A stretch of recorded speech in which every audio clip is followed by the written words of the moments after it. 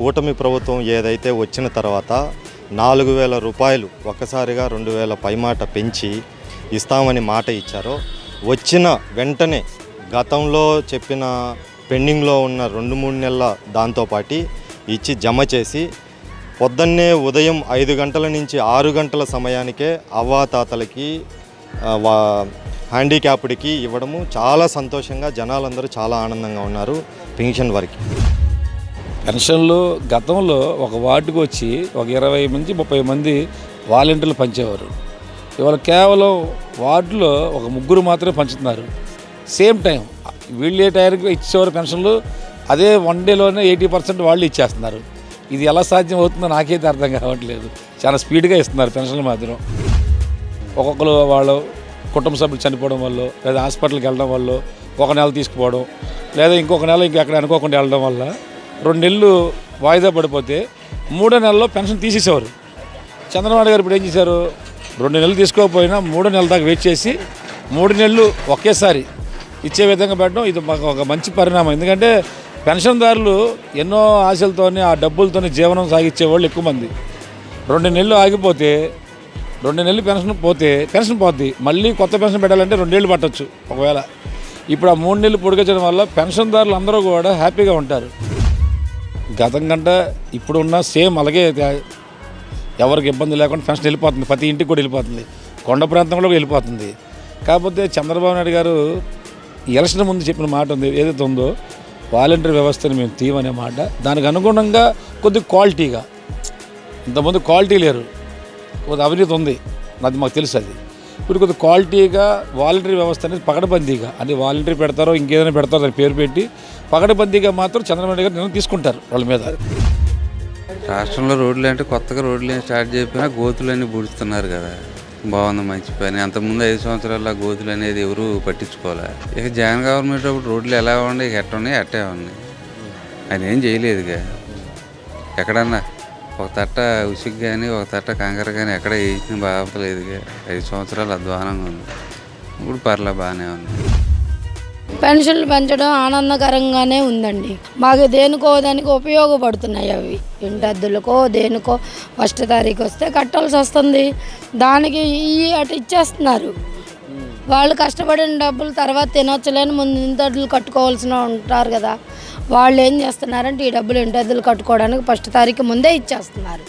ఇప్పుడు ఆదివారం 1వ తారీఖు అన్నారు, ముందే ఇచ్చేస్తారు.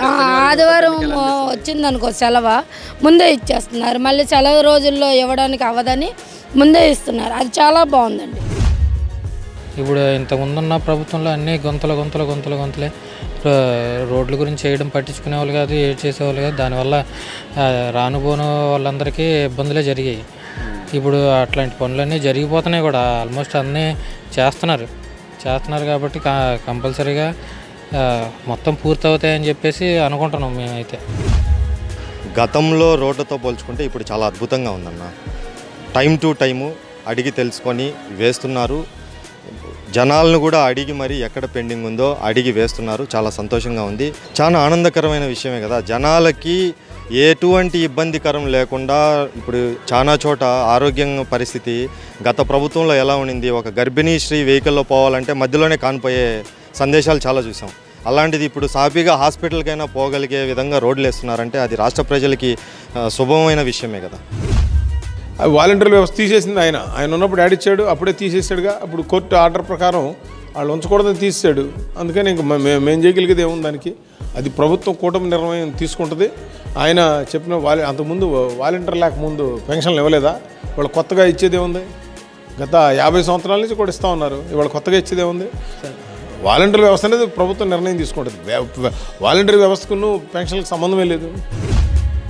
గత ప్రభుత్వంలో జగన్మోహన్ రెడ్డి గారి ప్రభుత్వంలో పెన్షన్దారులు దూరాభారాలు వెళ్ళి పెన్షన్ తీసుకోలేకపోయినా, లేకపోతే ఆ పెన్షన్దారులు హాస్పిటల్లో ఉండటం వల్ల హాస్పిటల్లో ఉండి ఎక్కువ రోజులు లేకపోతే పెన్షన్ తీసుకునే పరిస్థితి లేకపోయినా కూడా ఆ 2-3 నెలలు తీసుకోకపోతే వాళ్ళ పెన్షన్ పూర్తిగా కట్ అయిపోయేది.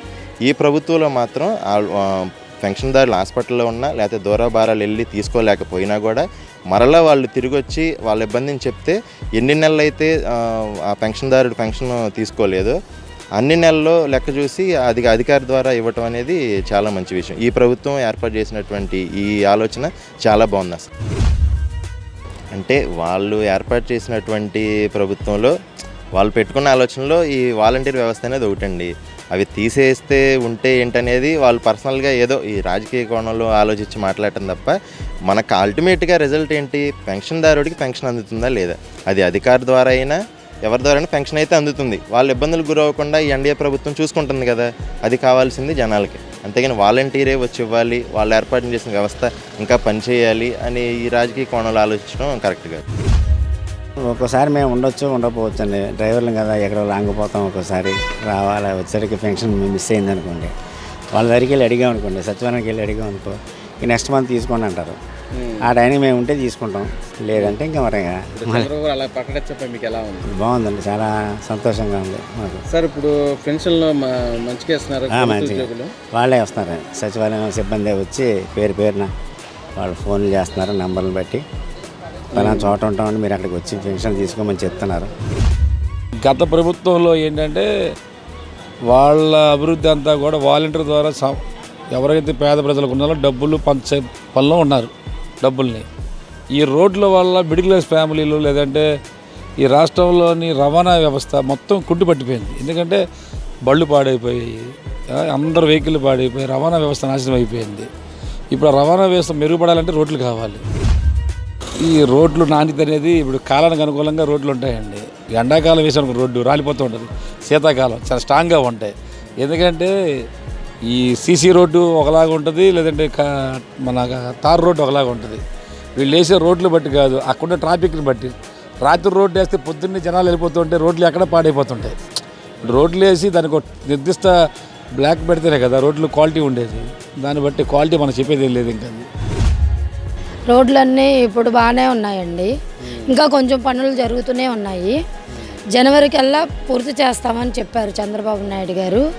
అలాగే అంతకుముందు అంటే గతుకులు గతులుగా ఉండడం, యాక్సిడెంట్లు జరగడం, నీళ్ళకి వర్షానికి నిండిపోయి జనాలు ఆ గుంటల్లో పడి దెబ్బలు తగిలించుకోవడం, అలాంటి ఇబ్బందులన్నీ చాలా జరిగినాయి.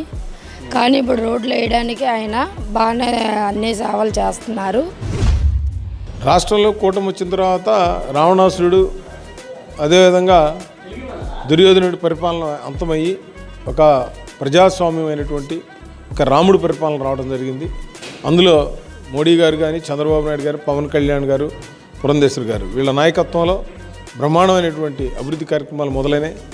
1,20,000 కోట్ల రూపాయల హైవేసు, మరి రాజధానికి 15,000 కోట్ల రూపాయలు కేంద్రం నిధులు ఇవ్వటం, 11,000 కోట్ల రూపాయలు హడ్కో నుంచి, ఇవి కాక పోలవరానికి 12,500 కోట్లు, ఇవి కాక ఎయిర్పోర్ట్లు అన్నిటి కూడా ఇంటర్నేషనల్ చేయటం, కొత్త టెర్మినల్స్ కట్టడం, పోర్ట్లన్నీ కూడా కన్స్ట్రక్షన్ స్పీడ్గా జరగటం, హాస్పిటల్స్ గవర్నమెంట్ ప్రభుత్వ మెడికల్ కాలేజీలు కట్టడం, ఇవన్నీ కూడా రాష్ట్రంలో అభివృద్ధి జరుగుతూ ఉన్నాయి. అదేవిధంగా పెన్షన్లు కూడా 1వ తారీఖు ముందే, ఒకరోజు ముందే అందరికి ఇస్తూ ఉన్నారు. పాత బిల్లులన్నీ కూడా కడతా ఉన్నారు.